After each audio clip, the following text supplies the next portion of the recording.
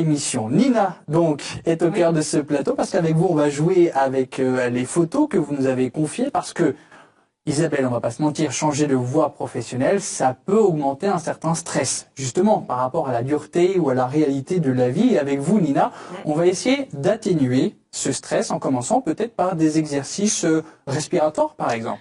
Bien sûr, la respiration est essentielle et j'avais envie de vous parler de la cohérence cardiaque.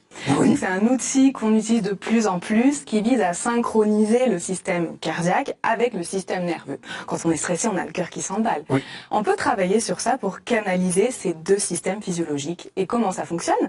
Tout simplement avec une vidéo qu'on va regarder et qui va nous permettre de caler notre respiration de manière rythmée et donc d'abaisser notre fréquence cardiaque. Par exemple, on va avoir une vidéo d'une balle qui monte et qui descend. Quand elle monte, on inspire. Quand elle descend, on expire. Ça marche même sans voir la vidéo, en fait.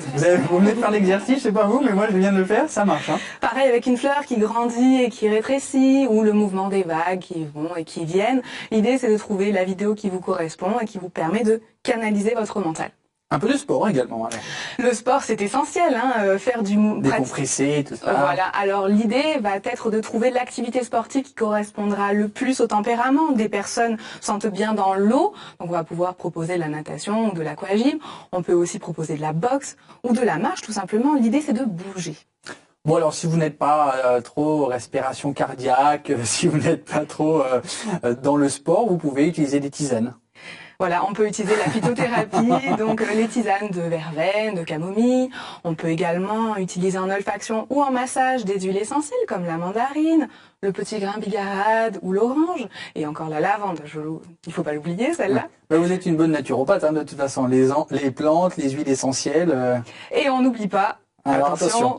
Les fleurs de Bach qui travaillent sur l'aspect émotionnel, encore une fois, avec pour chaque fleur une émotion particulière. Par exemple, celle que j'ai apportée aujourd'hui, Mimulus, permet de travailler sur les peurs précises. J'ai peur de ne pas trouver ma voie, par exemple. J'ai peur de ne pas gagner suffisamment d'argent. Donc on utilise, comme vous le faites, 3 gouttes que vous mettez dans votre bouche. Voilà, dans la bouche. Mais tu n'as rien compris. 3 fois par jour pendant 3 semaines. Mais si je le fais là, ça sert à rien. Bah, si vous n'avez pas peur, c'est pas la peine. Ah ouais. Non, j'ai pas peur. Eh ben, c'est bon, alors. Ah bon, d'accord, ça. C'est bon. Pour la reconversion, c'est géré. Alors, il y en a d'autres, hein, des fleurs de Bach qui peuvent être intéressantes. Par exemple, on peut avoir le petit vélo, c'est-à-dire des pensées incessantes qui tourbillonnent dans notre tête et qui nous empêchent finalement de nous reposer. Alors là, c'est White Chestnut. Et puis, on a aussi le noyer quand on est vraiment en période de transition et on hésite entre deux choses, on n'arrive pas à prendre de décision.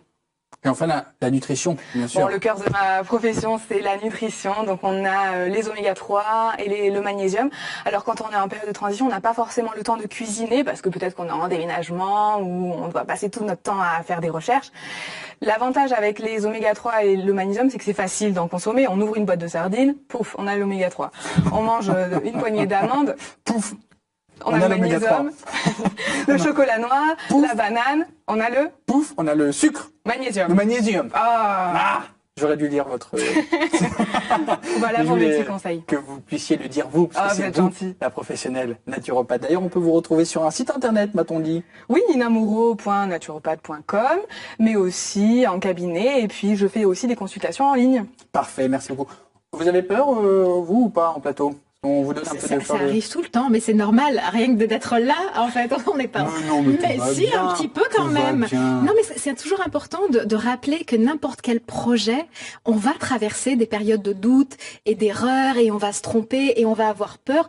Sortir de sa zone de confort, c'est inconfortable, mais c'est la seule façon d'évoluer et de grandir. Merci beaucoup. En tout cas, merci Nina d'avoir été sur ce plateau pour nous parler donc de déstresser lors d'une reconversion professionnelle notamment, et puis ça va même au-delà, on n'est pas obligé d'être en reconversion professionnelle pour utiliser tous vos conseils.